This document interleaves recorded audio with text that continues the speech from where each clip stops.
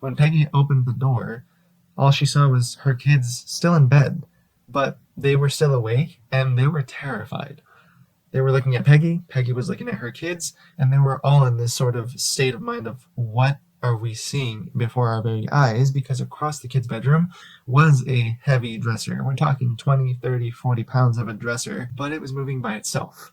It was shifting from place to place, rocking back and forth like nothing. Now, all three of them were just in shock, in unison, and they were all just wondering, what can we do?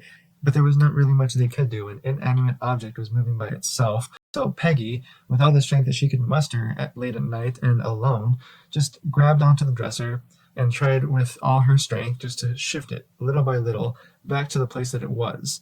But as soon as she did that, something else happened. This really didn't help anyone, and it didn't help the kids get less scared. And frankly, Peggy was terrified at this point too, because once she moved this dresser back to where it was, and as soon as she took her hands off of it, it continued to shift by itself. Peggy was no longer touching this dresser, and once again they were watching it move on its own. And this heavy thing, it's like, what's happening right now? And not only were they watching this dresser move, but they also started to hear very loud knocking across their bedroom walls and across the hallway, across really the entire upstairs floor of the house. This loud knocking as if somebody was just banging on a front door, just trying to get into a house, but there was nobody there.